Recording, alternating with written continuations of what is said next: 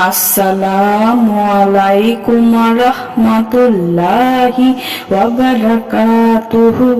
সুপ্রিয় সম্মানিত দর্শক ও শ্রোতা, আশা করি মহান রব্বুল আলামিনের দয়ায় আপনারা সকলেই ভালো আছেন। সুপ্রিয় সম্মানিত দর্শক ও শ্রোতা, আজকে হযরত আব্দুল্লাহ ইবনে ওমর রাদিয়াল্লাহু তাআলা আনহু থেকে একটি ঘটনা বর্ণনা করব। ঘটনার শিরোনাম হচ্ছে বাঘের ঘাড়ে থাপ্পড়। সুপ্রিয় সম্মানিত দর্শক ও শ্রোতা, আপনাদের নিকট অনুরোধ থাকবে ঘটনাটি শেষ পর্যন্ত শোনার। একদা হযরত ইবনে ওমর রাদিয়াল্লাহু তাআলা আনহু এক সফরে গেলেন। পথিমধ্যে এক জায়গায় দেখতে পেলেন বেশ কিছু লোক জটলা বেঁধে দাঁড়িয়ে আছে। তিনি তাদের দাঁড়িয়ে থাকার কারণ জানতে চাইলেন। তারা বলল, ওই দেখুন, রাস্তার মধ্যখানে একটি বাঘ দাঁড়িয়ে আছে। এই কারণেই আমরা সকলেই ভয়ে এখানে দাঁড়িয়ে আছি।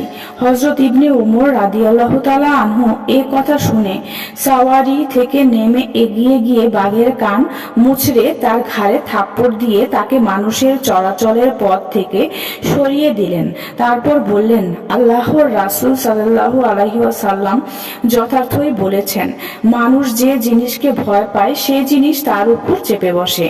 বনি আদম যদি আল্লাহ পাক ব্যতীত অন্য কাউকে ভয় না করত, তবে কোনো বস্তুই তাকে ভীত করতে সক্ষম হতো না। বনি আদমকে সেই জিনিসের হাওয়ালা করে দেওয়া হয় যে জিনিস থেকে সে লাভ বা ক্ষতির কথা বিশ্বাস করে। বনি আদম যদি আল্লাহ পাকের উপর লাভ বা ক্ষতির ব্যাপারে পূর্ণ বিশ্বাস রাখত, তাহলে আল্লাহ পাক তাকে অন্য কোনো বস্তুর হাওয়ালা করতেন না। সুপ্রিয় সম্মানিত দর্শক ও শ্রোতা, আজকের ঘটনাটি এই পর্যন্তই। ঘটনাটি যদি ভালো লেগে থাকে অবশ্যই চ্যানেলটি সাবস্ক্রাইব করবেন, লাইক করবেন, কমেন্ট করবেন এবং বেশি বেশি শেয়ার করে দিবেন। সবাই ভালো থাকবেন। আল্লাহ হাফেজ।